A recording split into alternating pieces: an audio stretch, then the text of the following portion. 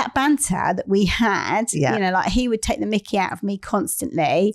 And then I would he'd tell stories about me. Like I'd be telling a story, and because I'm ADHD, everything's over exaggerated. So like most people are like an inch and it's like a foot for me, you know? So he would always correct me because he's very much like OCD and very like analytical. Well, no, that wasn't 3 months. It was 1 month. And there was that banter going on between us where and people used to like it. And the salon was just absolutely packed. We used to have people literally queuing out the door. And I think that for me was real good, you know, really made that business work. Really So where did you go from there then? Okay, so we grew really quickly, but I found it really hard to recruit people. So I would interview people and they would come in, and being fair, I'd not had any business experience at that point. So if they could do nails, then they were a big tick for me. But there wasn't that many people out there that could do good nails. They would come and they would take hours to do them. And me and Andy were like literally turning out a set of nails in 45 minutes, an hour. So it was our max, and that was with nail art and everything. I mean, I could do 2 sets in an hour. That's how quick I was, and he was about the same. He was probably more thorough than I was, so maybe take a few minutes longer, but 9 times out of 10 we could make a really good profit out of the nail services. So if there was somebody taking 2 hours and they were charging a certain amount of money, it made that a lot less. And the clients would be used to that level of service kind of thing. And they'd just be like, oh, frustrating. Yeah, well, I used to look over sometimes when people used to come in to do the interview, and I'd get them to do nails, and I could see the clients getting agitated. And, you know, there was a couple of ladies I remember having to go back to them afterwards because they'd had these nails at a discount because of. But even then, I think that's probably the biggest mistake a lot of people make when they learn how to do nails. I always think Jo Tompkins always talks about it. I think she's so cool. But she always says, you know, for the first 10, let the first 10 be free, because the only thing that you need to do is say to them, I want to get pictures of your before and after, and I want you to show them on your social media, because that's getting your advertising out there. And I totally agree with her.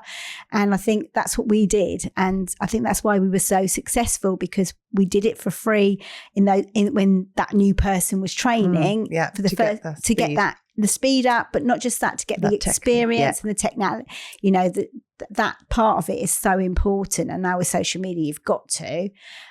So I suppose at the end of the day, it was like trying to find really good people was difficult. So then what I found was I would meet people I really liked or not just liked, their personality was amazing. I mean, I've had some real brilliant characters. I mean, some who are still my friends today, who's like, I was at the weekend when I had my birthday, they came to my birthday. They're people that, you know, years ago actually worked in my salon with me, and the banter that they had, and I think that was more important than the actual skill. I could teach the skill. It was just I always think you can teach somebody anything apart from their attitude. Totally. You know, and I always employ on attitude and how that person comes across, kind of thing. Totally. And I think the only times it doesn't work is if you doubt someone, think, can we do something with them? No, normally you can't.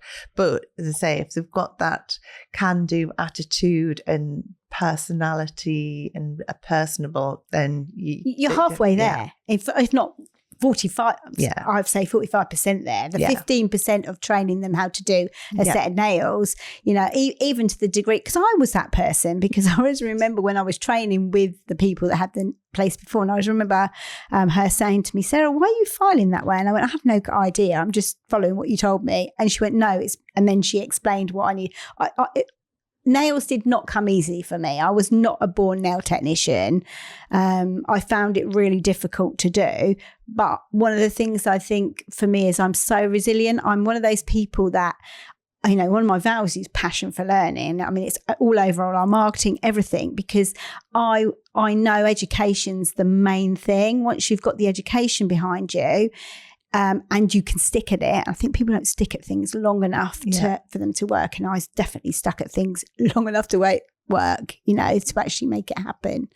But if people were to see me now, you know, like you know, with the amount of money that we've drawn down from the government, not just for myself, but for other people to get into the business, but not just get into the business, to grow their businesses. When I tell them the amount of money that we have had, most people would, you know, they don't see all that time that you had when you didn't have any money, and all the times when you were like sitting on the beach. Oh, I say sit on the beach. That sounds really. One time I was owed so much money from a particular place, and I sat on the beach worried that I wasn't going to pay my staff. And I think people don't see that. They just see the success. The success, yeah.